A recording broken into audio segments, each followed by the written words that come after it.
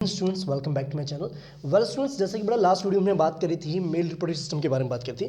अब बड़ा इस वीडियो में हम बात करने जा रहे हैं ह्यूमन ब्रेन के बारे में। ओके, आई होप आपको ये वीडियो पसंद आएगी। अगर आप नए हैं मेरे चैनल पे तो बड़ा लाइक और सब्सक्राइब कीजिए मेरे चैनल को। ऐसे ही वीडियोस आपको जल्द मिलती रहेंगी यहाँ पर। देखिए बड़ा बात करें ब्रेन की, ह्यूमन ब्रेन की अगर बात करें, जो आपको पता है चैप्टर नंबर 7 में है आपके कंट्रोल एंड कोऑर्डिनेशन वाले चैप्टर में। ये मैंने यहाँ पर डायग्राम आपको मेंशन किया हुआ है और इसके मैं डिफरेंट पार्ट्स को यहाँ पर जो है डीपली एक्सप्लेन करने वाला हूँ। ओके, देखिए बेटा सबसे पहले बात, ये जो ब्रेन का स्ट्रक्चर आपको दिख रहा है बेटा, देखो ध्यान से देखेंगे इस ब्रेन के स्ट्रक्चर को। ओके, ब्रेन बेसिकली बेटा जो है ना, ये वाला पार्ट, ये एक बॉक्स के अंदर जो है, एक बॉक्स के अंदर प्लेस्ड किया गया हुआ है। ठीक है, एक बॉक्स के अंदर है जिसको हम कहते हैं श्रेनियम कहते हैं या स्कल कहते हैं। ओके, और इसके अंदर एक बड़ा एक फ्लूइड होता है, जैसे कि मैंने यहाँ पर मेंशन किया हुआ है, brain is protected by fluid filled balloon, जिस फ्लूइड को हम कहते हैं सेरेब्रोस्पाइनल कहते हैं। सेरेब्रोस्पाइनल स्पाइनल नाम का एक बड़ा फ्लूइड होता है जो एक तरीके से आपको क्या करता है, प्रोटेक्ट करता है। ठीक है, आपके ब्रेन को प्रोटेक्ट करके रखता है, शॉक एब्जॉर्बर होता है एक तरीके से। ओके, और मैंने आपको बताया था क्रेनियम जो यानी कि स्कल और ब्रेन बॉक्स के अंदर हमारा जो ब्रेन जो है एक्चुअल में वो ऑक्यूपाइड होता है। Clear, very good. अब बड़ा ब्रेन को यहाँ पर इन्होंने मेनली 3 पार्ट्स में डिवाइड कर रखा है। एक तो फोर ब्रेन, मिड ब्रेन और हिंड ब्रेन की बात करें।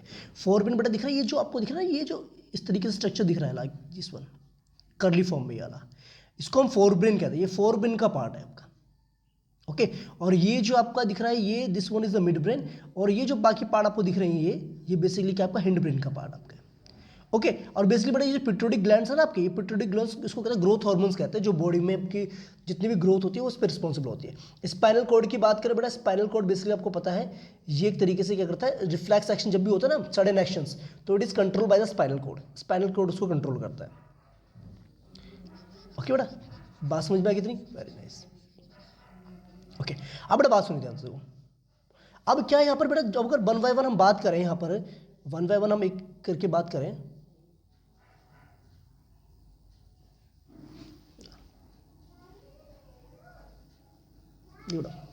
वन बाय वन हम बात करें ब्रेन के बारे, ब्रेन के डिफरेंट पार्ट्स के बारे में, तो बेटा देखो यहाँ पर क्या दे रखा है आपको, देखो। अब बच्चे वन बाय वन बात करते हैं ब्रेन के डिफरेंट पार्ट्स के बारे में। देखो फोर ब्रेन की बात करें तो फोर ब्रेन मैंने आपको डायग्राम में बताया था कि कौन सा पार्ट होता है। ये बेसिकली बेटा थिंकिंग पार्ट होता है ब्रेन का। जितने भी आप सोचने वाले जितने भी एक्शंस होते हैं ना, वॉलंटरी एक्शंस आपके, वो सारे के सारे आपका फोर ब्रेन कंट्रोल करता है। जैसे वॉकिंग हो गया, टॉकिंग हो गया, आप क्या कहते हैं, कुछ भी लिख रहे हैं, राइटिंग, ठीक है, जो मैं यहाँ पर लिख रहा हूँ ये because of control by the brain, ये फोर ब्रेन ही कंट्रोल करता है। ओके, एक तरीके से बेटा क्या होता है, ये इन्फॉर्मेशन को स्टोर करता है, यानी कि ये मेमोरी वाला जो पार्ट होता है हमारा, वो भी फोर ब्रेन में ही होता है आपका।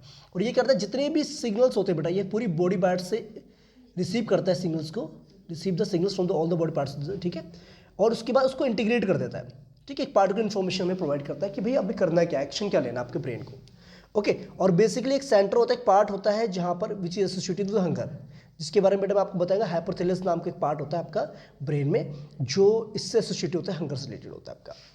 ओके, अब बेटा बात सुनो मिड ब्रेन की।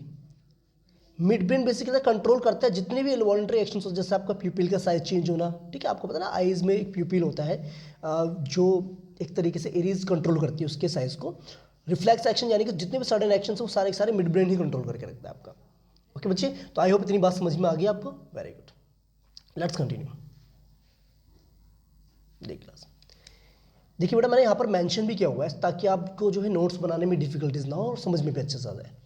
देखिए हिंड ब्रेन की बात करें तो बेटा हिंड ब्रेन के 3 पार्ट्स आपके हैं। एक आता है सेरेबलम।